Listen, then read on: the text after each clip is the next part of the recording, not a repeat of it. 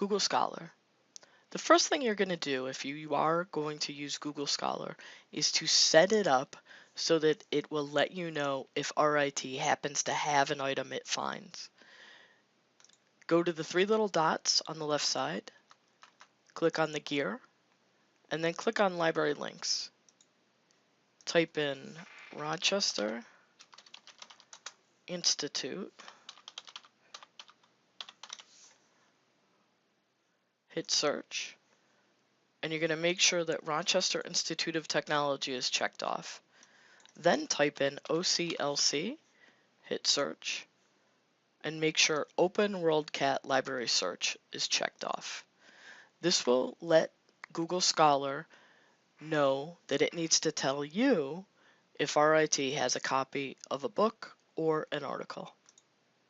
The way that this will look is when you search on a topic such as business ethics, on the right-hand side, you'll see a More at RIT symbol. Click on that symbol, and Google Scholar will then switch you over to RIT's holdings. I'm on campus, so it dumps me right into the database ProQuest that has this copy of an article that I found through Google Scholar.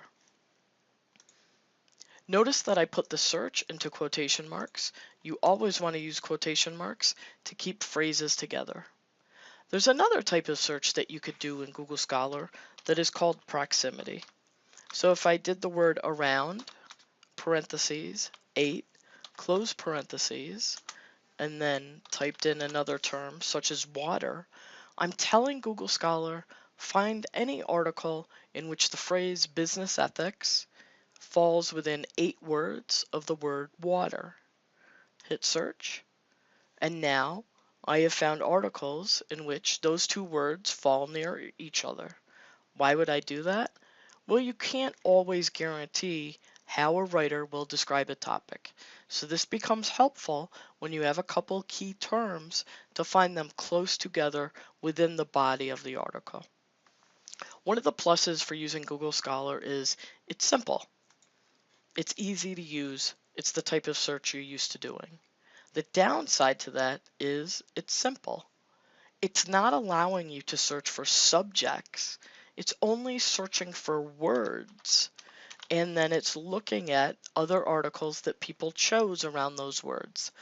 Unlike the article databases that the library subscribes to, allows you to search on topics.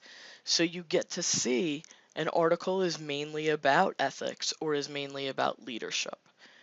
Another plus to Google Scholar is it will lead you to resources that you did not know existed. So for example, in this article about ethics and global climate change, I have the option to choose the More button for RIT. And now this may lead me to an RIT database that I didn't know I had access to.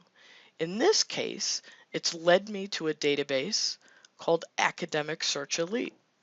And I might not have known that this database contained articles on ethics, and in this case, ethics and climate change. And there's the full text PDF.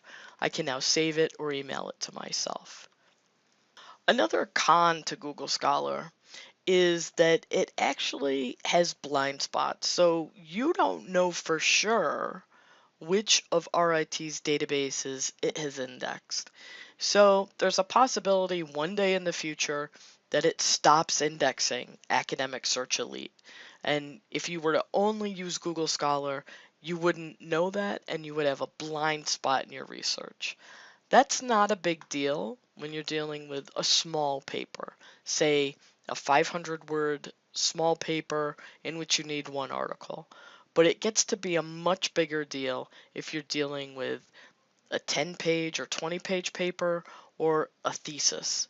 You need to make sure you're searching across all the possible academic and practical resources RIT has access to that'll help your project. So those are a few pluses and minuses of using Google Scholar and a description of how to change your settings to make sure you're getting the best of it. Now, here's another issue. Let's say you find an article that you really like on a topic. So let's do ethics and Coke. Now this could be Iron Coke, this could be Coca-Cola. And let's say you find an article. Let's say this one right here from 2016. Oh, it's actually a book from Google Books. Let's scroll down a little bit, find another article. So this one in Philosophy Papers, Sir Edward Coke. So let's say you wanted a copy of this article. How would you find it? Well, you would open up the citation, and now I know that this article was in the History of Political Thought. I have the title, I have the author, I have the volume, the issue, and the year. You would go to the library homepage at library.rat.edu, and you would use our interlibrary loan service. So Google Scholar helped me discover that this article exists, and now I can use the interlibrary loan service to order a copy of this article for myself. And I would hit the article request, and I would fill in all the information that's available in this record about this article. This service can take anywhere from 15 minutes to 5 or more days to get an article. The 15 minutes is when some publishers allow their articles to be found in an automated way, but most things will take a couple days to get a hold of. When the article becomes available, you'll receive an email that says your article is now available within the IDS Express service. You'll go into the service, click electronically received articles, and then you'll find the PDFs of the articles that you requested. So, as I said, you can use Google Scholar to help find things that RAT already knows and to help find things RAT does not own but are available for you through our IDS Express service.